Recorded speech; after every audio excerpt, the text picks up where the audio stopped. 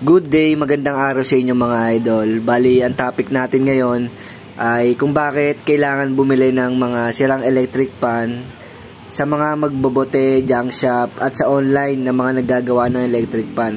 Ito kasi yung diskarte dyan mga idol. So ito, nabili ko to sa tropa kong magbobote ng 80 pesos.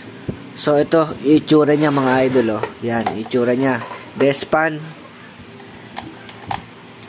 Yung plug ay wala pang wala pang mga dugtong, sira o kahit anong mga diyan, yung mga labas na yung wire. So napakaganda pa nitong plug na to.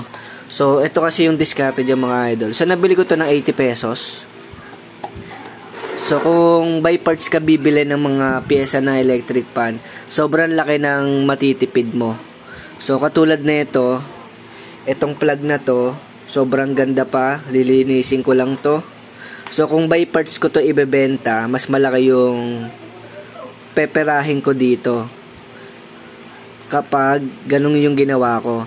So pero hindi ganun yung gagawin ko mga idol. Ibebenta natin to para magamit pa to ng mga ng mga iba, para mapakinabangan pa to. So ito, pag ito binili mo sa mga shop, 70 pesos to mga idol. So, bili ko 80 pesos dito sa isang buong electric fan na to. Tapos itong plug na to, 70 pesos. So, 10 piso na lang yung yung kulang, di ba?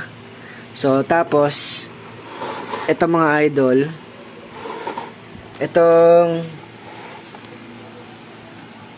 itong switch niya, ayan kung makikita nyo, okay siya. Okay pa siya, di ba? So ito, kapag binili mo naman sa shop to, nasa 80 to 100 pesos. So, di ba? Ang laki. So ano na yun, 180 ay 170, di ba? Kung by parts ko sa ibebenta. Tapos itong grill, ito naman na pag binili nyo to, isang set ata na ito ay nasa 100 to 200 pesos, depende sa shop na pagbibilan nyo. So ito, napakaganda pa, wala pa yung kalawang mga idol, lilinisin ko lang yan. So kung yan ang bibili nyo sa mga shop, nasa 100 to 200 pesos siya mga idol. Tapos itong pan cap, 20 pesos yan mga idol. Tapos ito, 20 pesos din to. Yan, itong guard lock nya. Tapos itong LEC ay 100 pesos. 100 to 80 pesos. So, di ba? Tapos ang bili mo lang dito 80 pesos.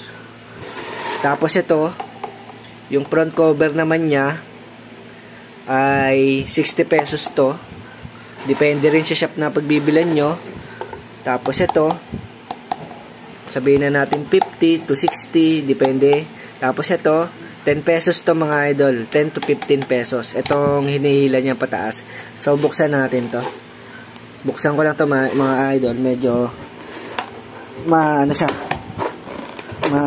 matigas. So, ayan, nabuksan na natin. Tapos, ito mga idol, ito naman, yung motor. Ito yung pinakamahal sa lahat.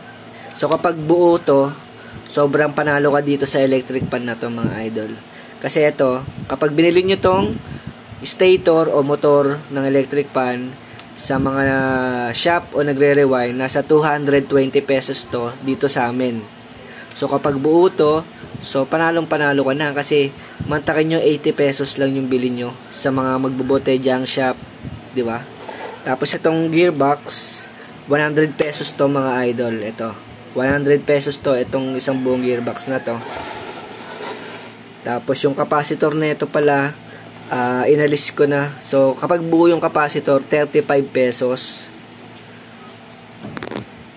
Tapos yung shafting na ito mga idol, itong pinagkakabitan ng LEC. So pakita ko sa inyo.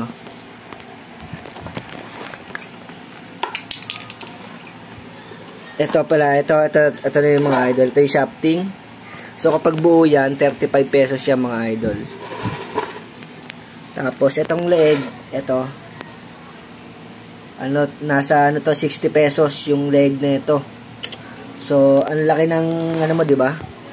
Ang laki ng tubo mo dito sa isang buong electric pan na to na binili mo lang ay 80 pesos sa magbobote. So kung by parts mo siya ibebenta, sobrang laki ng ano mo, ng tutubuin mo dito kapag isasama mo siya sa mga repair mo. Kung nagre-repair ka ng electric pan, di ba mga idol? Yun yung diskarte daw mga idol. Kaya minsan hindi na rin ako bumibili sa mga shop kasi dito ko na rin kinukuha yung mga ipapalit ko sa mga nagre-repair, sa mga nire-repair kong ano, electric pan. So yun diskarte mga idol. Kung bago ka pa lang na nagre-repair na electric pan, bumili ka ng mga sirang electric pan para masanay ka mag-repair, ma-practice ka. Saka dito, yung mga makukuha mong mga parts dito sa mga sirang electric pan, magagamit mo sa mga repair mo. So kapag buo yung motor na ito mga idol, panalong panalo ka na talaga kasi ito 220 pesos to. So ito kasi ibebenta ko to ito kasi maganda pa yung mga ano niya, yung mga parts niya katulad nito. Yan, buo pa, wala pang basag. So lilinisin ko lang to. Tapos itong guard grill, ito lilinisin ko lang, wala pa yung kalawang. So kahit hindi ko napinturahan yan, okay lang, maganda pa rin ang itsura. So yun mga idol, yun yung diskarte para magkapera ka rin. Bali extra income din to mga idol. So ito kasi chinek ko na to, sira yung motor na ito. So may ginawa na rin to dati ng mga ano, ito binaypass niya rin. Ito nanggaling yan dito, binaypass. So nangyari, nag-overrate, nasira yung motor na ito. So pero i-check ko pa rin yung motor na ito kung magagawan ko pa siya ng paraan. So yun mga idol, sana nakatulong itong video sa inyo kung paano gagawin, kung paano diskarte. So yun mga idol, hanggang dito na lang yung video natin. Sana nakatulong itong konting kaalaman ko mga idol na share ko sa inyo. Para na rin sa mga kasi para sa mga bago. Pero yung sa mga matatagal na nagre-repair, alam na nila yung diskarte na ganito. So hanggang dito lang mga idol, maraming salamat sa inyo.